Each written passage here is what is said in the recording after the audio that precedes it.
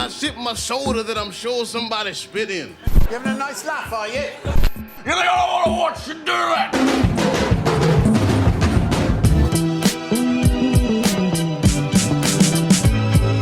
it? Hey!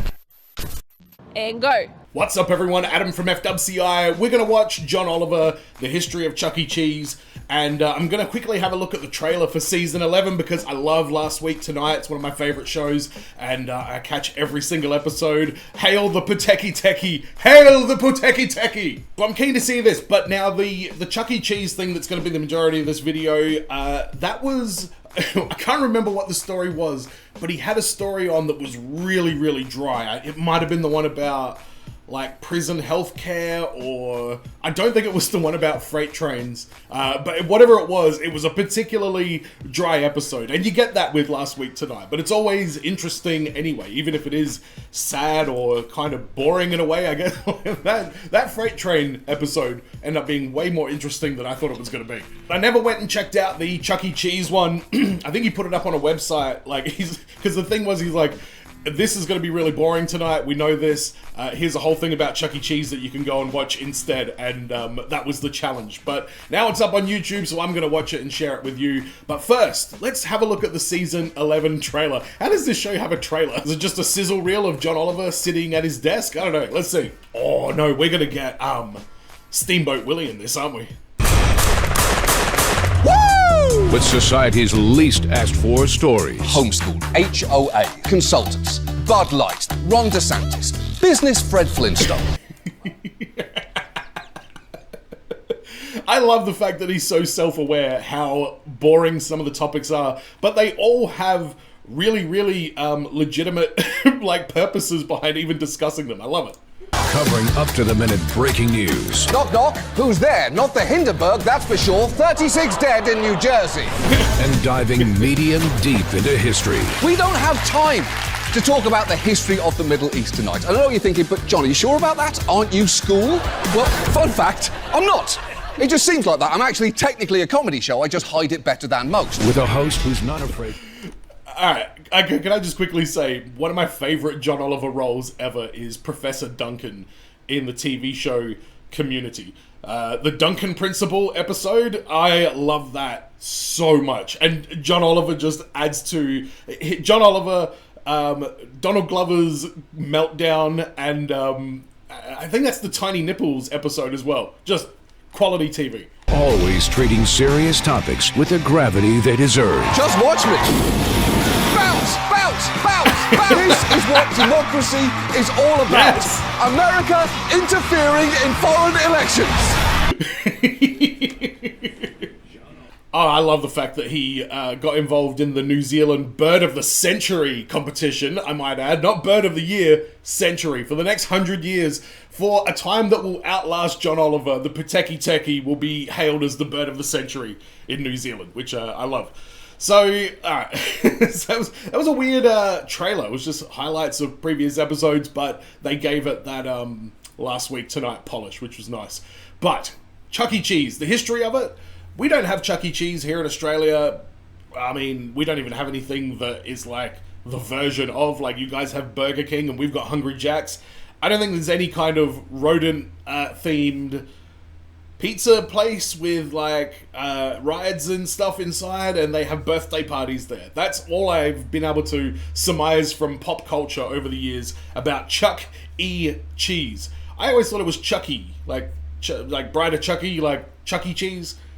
Apparently he has a middle name. What is it? It's alright, I'm sure John is going to tell me. But let's get into it. Hello there. Welcome. If you are watching this, it is because you are under 35, and our main story this week was about homeowners associations. I'm not under 35 though. Homeowners associations, right, of course. As you will never be able to afford a house. Never. That's right. Ted, when you go to Chuck E. Cheese before you've done everything there is to do? That's a very good question. Does eating pizza count? Leave the tunnel, jump in the ball pit. Got it right over there. Okay, yeah, ball pit pizza. Fun. I know the deal. If you are anything like me, you saw that ad and found yourself wondering, who the fuck is the old guy at the end there? I've got about 1,000 questions about incoherent Gandalf here. Okay, by the way, I get that joke. I finally watched Lord of the Rings for the first time, like, a month ago, and I've finally watched the third movie, and incoherent Gandalf, yes. Although, that guy's not sitting there with a pipe going. Maybe if he went... he's incoherent Gandalf, but I'll still pay it. I finally figured out what's going on. You see, they begin the ad by asking, how many times can you go to Chuck E. Cheese's before you've done everything that there is to do? And they end it with him pointing across the arcade as he says, I started right over here, implying that he's been going to Chuck E. Cheese for a conservative 100 years. It's essentially... John delivering absurd information in a deadpan way is... I will never get sick of it. We've got it, together we got it. Oh, what the hell? This gives me vibes of Black Noir's situation from The Boys. And for those people that know what The Boys is but haven't seen enough of it to get that reference, yeah. We don't understand it either. Munch's make-believe band fucking shreds. Nah, man. Introduce you to the whole band later on, but real quick... Oh, no. This purple monstrosity is named Munch. I adore any creature named after a colloquialism for a certain sex act, and I've got to say, that is the face of a deep-sea explorer. You can just tell. Purplicious never stops diving. His treasure is your pleasure. He's a reverse DJ Khaled, if you will. But as... Oh my god. I've been... Okay, I watched the thing with Sean Evans from Hot Ones talking about the DJ Khaled interview, and my missus was there watching it, and she goes, all I know about DJ Khaled is he doesn't go down on women. That's just so fresh in my mind. Some kiddie parties have turned into battlegrounds, and it's the adults that are behaving badly. What the hell? Yeah, we are on our way there. There's a fight that broke out. We have people fighting, punching. I need a cop, I need an ambulance, I need everything. Adults do seem to love to fight at Chuck E. Cheese, viciously and often. Really? Just search Chuck E. Cheese fight on Google. 40 people knocking over chairs and yelling in front of the restaurant's music stage where a robotic singing chicken and the chained namesake mouse perform. What, was Munch there or what? What parent is going to take their kids to a place where there is alcohol and pistols being brandished? It was like something out of a Quentin Tarantino film. Why does this happen so much? Why so much anger, darkness, and viciousness?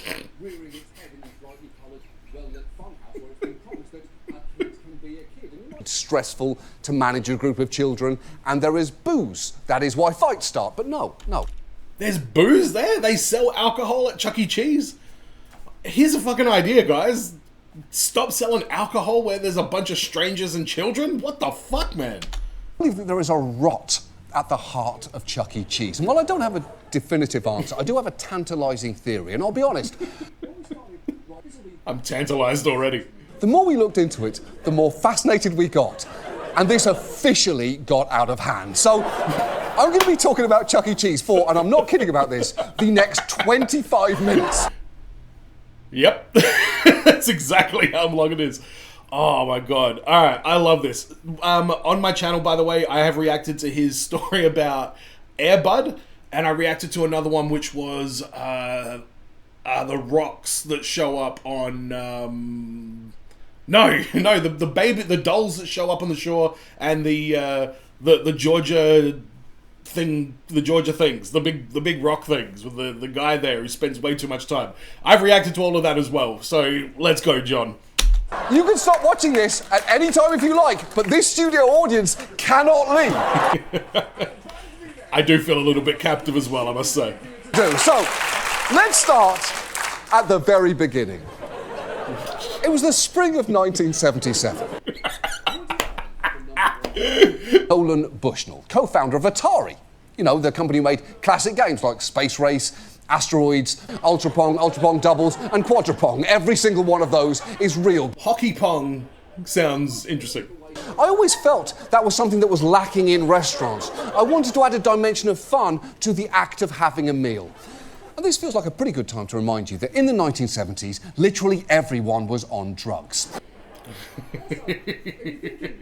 Primitive summer solstice? Circuses in Rome? Those both sound very violent and sexual. Yes, exactly. We will get to that. Remember this moment, because it will be important later. What? Oh, Jesus Christ. Yeah, okay, I can see why this is now 20 minutes long. Makes sense, doesn't it? Chuck E. Cheese is kind of like Mickey Mouse, but a rat. Ugh. So he ordered what he thought was a coyote costume for his lead animatronic. It turned out to be a rat, and Bushnell decided to run with it. First, he thought of changing the restaurant's name to Rick Rat's Pizza, but his team convinced him that having rat in a restaurant's name wasn't the best idea. Sorry, but the fact that the mascot is a rodent is just weird. Like I say, we don't have any rodent pizzerias in Australia. If we did, it'd be like, Wallaby Pizzeria or something like that, I guess. He smoked a cigar, he had a Jersey accent. It was kind of like an adult night out. Like, happy birthday to you, happy birthday to you, you get it? That's true! What the fuck? Was supposed to be a coyote, and once a rat was actually a bit of a saucy Jersey arsehole. Me neither, Big C. That's because it's not your birthday, nitwit. Plugged into the same computer as that fruitcake dog. Anyway, listen, let's find out which table is having a birthday party. What the hell was that? He was mean. He was dangerous. It felt like at any moment he was about to put his cigar out on a child's arm. A perma-hungry husky alien from Planet Purple who Bushnell said was kind of our cookie monster. You know what?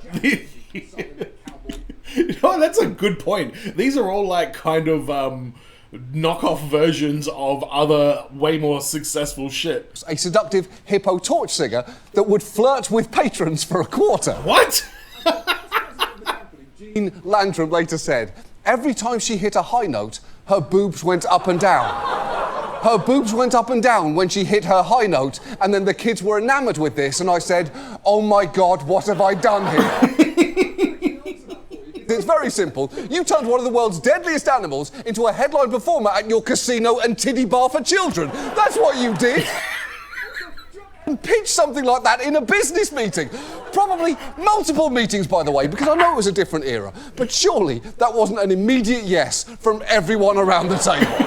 At some point you had to say, you know what, I want to circle back to my previous point about the hippo breasts, if that's okay. And once it was okay, you had to relay that level of volume to a team of engineers. Please tell me John has got one of these animatronics. The horny hippo, I hope he like wheels it out at the end.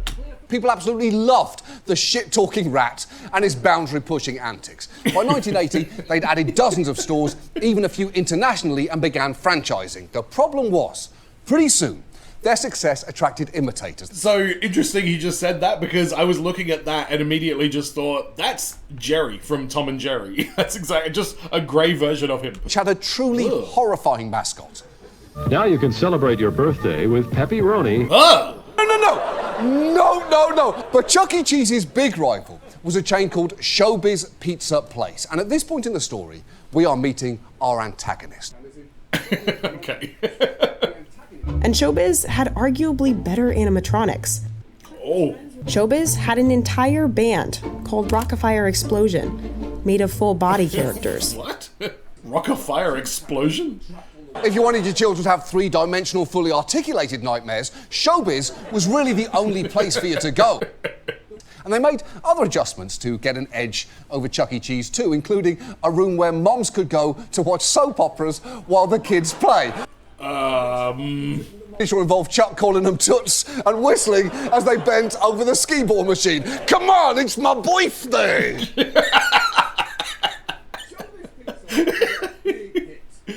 Chuck E. Cheese saw its revenue plummet to the point where they lost $15 million just that year. Jesus Christ. Showbiz snaps up its competitor. What? That's right. Showbiz Pizza snatched the rat. The copycat bought the original. I will hold for gasps now. Who used the Rockafire explosion, but still owned the rights and declined to hand them over to the newly merged company, essentially killing his own creation's music career. So they just went back to the Chuck E. Cheese formula? This horrifying video for franchises to understand exactly how to strip. There are still massive Rockafire explosion fans out there who've collected and carefully restored. Come on, horny hippo. And nothing that shawty, I got a thing for you.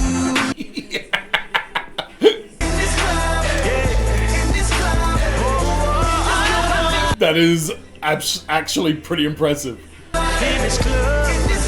He's probably going to connect it up to like some new current crazy sick computer, and it just takes a moment to do all that.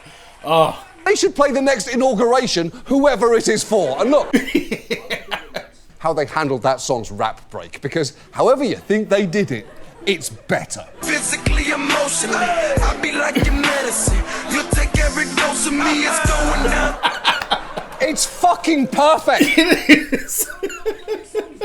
I actually have a quick side note to the side note that we are already on. Oh, God. In the Rockafire explosion about a decade ago, resulted in the band being recruited to perform with CeeLo Green in the midst of his legal trouble. Oh, no. The one part in particular doesn't hold up great. Got some news for you. Sexual harassment. Why did you say that, CeeLo? Come on! Mr. Policeman, I gave you all the clues. Come on, babe, why don't we paint the town?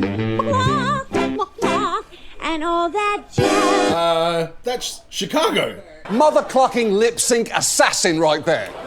And then on the drums, there was Pasquale, who I can only describe as illegally Italian. Everyone can see the great comedian I am. Can we? I do hope that I'm not perpetuating the same thing that I'm condemning when I say, now that's a spicy hate to crime!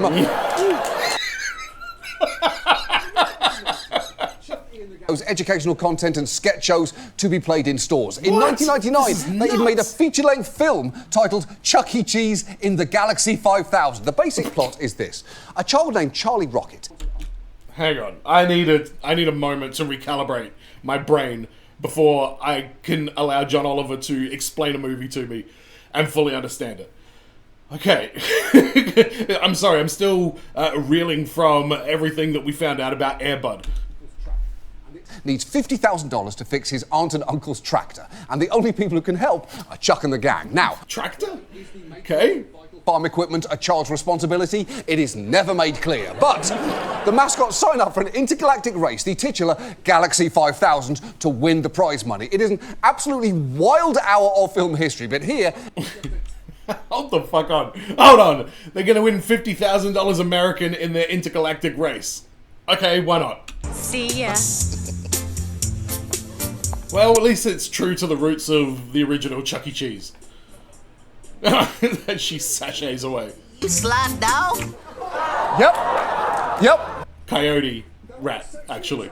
They are honking if they are horny. They are engaging in... Yep. What's the term, CeeLo? Sexual harassment. So in 2012, the company went looking for a new direction to breathe some life into the brand. And the one that they took was absolutely outrageous. Yeah, you know what? I'm just realizing this fucking company still exists now. People are still throwing hands at Chuck E. Cheese. How did it make it through everything? It looks terrible. The new origin story goes that Chuck E. Cheese grew up in an orphanage named, wait for it, Saint Marinara's, and... Yeah, you know Saint Marinara, don't you? Oh, wow. So, okay, so this is like a big old rebrand, basically. Probably a good thing to get away. Why not just... I mean, you can't just change it, I guess, at that point, but goddamn, nobody wants to have a rat or a mouse in their pizza. This made Chuck E. sad. So, after winning $50 in a Pong tournament, good cross-branding, by the way, a mouse that can sing, my restaurant is saved, I'm gonna make you a star. No way, it doesn't say that. Where is it? Oh my god, it says, I'm gonna make you a star. That's the spicy I hate to crime. Far cry away from the cigar-smoking, shit-talking rat that started it all. Then, in 2017... Oh, yeah, good point. He's a fucking orphan mouse now instead of a misogynistic rat. Changed over 40 years. So the kids these days, they're not really interested in the robot troop. Oh, really? Yeah. They're not interested in the robot? They're shit. Fuck kids these days! Hang on a second, isn't this for people under the age of 35 specifically? I mean, I would never have been entertained by animatronics ever, even when I was a kid, so I don't know, I just think the whole thing looks unbelievably fucking lame. A company policy requires them to destroy Chuck E. Cheese's head and other branded items, something that a local newspaper reporter once capped.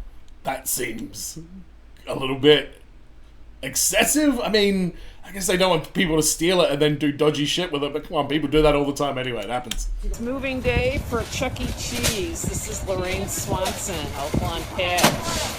And we're smashing a Chuck E. Cheese head while a Chuck E. Cheese store goes out of business is not exactly subtext, is it? A Reddit user, I should say, in Philadelphia thought that she was supporting a local pizza business when she ordered from Pascali's Pizza. But when her food arrived, it looked... Pascali's Pizza. They didn't even try and make up a real proper fake name. It's totally associated with with Chuck E. Cheese. It's the friendly Italian chef who gave him a job, isn't it? Turns out the chain is operating a restaurant under a different name, Pascali's Pizza and Wings. What the fuck, Chuck E. Cheese? So what, they just like registered on like Uber Eats or something as like a completely made up thing and then just started selling their own product out of that's fucking dodge as. Chuck E. Cheese has completely lost the plot. Remember when I said I was working up to a theory? This is that moment right now. Okay, alright, John. Lay this theory on me, but... Okay, but so far my thoughts on this is just that... Oh. How do you even summarize what the fuck we've been watching? The whole thing looks incredibly lame to me. It looks like it must have just survived on nostalgia. There must have just been, like, hardcore nostalgia for this, for it to survive as long as it did. Or they've just been selling all their food under fake restaurant names, and that's how they're staying afloat. But theory me up, John. Chuck E. Cheese was a brand founded on darkness. There was an inherent meanness, a viciousness, a danger embedded in the company from the jump. Chuck E. Cheese was an arsehole. Kids could scent that, they craved it, they liked being negged. Moms were horny for the taboo, attracted to the danger, and dads loved to watch the heaving bosom of an oversexed animatronic hippo. Bushnell himself once spoke about Chuck E. Cheese. You can't imagine the weird things that people do from inside of a Chuck E. Cheese costume. The other thing that you don't know is the weird things that employees do in the Chuck E. Cheese changing room closet. How do you know about that? Think about that! What? That is the guy responsible for your childhood memories. I bet when I made that joke earlier about Mr. Munch being named explicitly after cunnilingus, you thought that I was reaching a bit. You're not so sure about... That's a good point. That's a good point. You as a customer were free to relax. But now that the rat is a brain-dead singing birthday orphan with no discernible personality who clearly doesn't fuck intergalactic NASCAR pit chicks no more... we discover that another beloved rodent is set to enter the public domain in the US at the end of this year. The original Steamboat Willie Mickey Mouse. What's happening? He is the perfect fit. He's a famous rodent who loves to entertain, and he won't be... Yeah, you know what? The Chuck E. Cheese seemed to rip off other ideas pretty openly, so fuck it. Steamboat Willie's Pizzeria. There you go. Easily turn a sweet, lovable mouse into a shit-talking one. I'll show you just how it could work. Please, no. Come out here, Mickey. Please, come say hi. Oh, it is Mickey? Shit. What are you doing, hey? Woo, Shelly! Wow. Where's Shelly? Where's Shelly? How would you say happy birthday to the kids, Mickey? You're not special. Nothing about you is special. Yes, Mickey Mouse. And if you're wondering if this one will jerk it from inside the costume, to that we say, Oh, I'm doing it right now. thank you so much for watching. Good night. Here he is. Nom.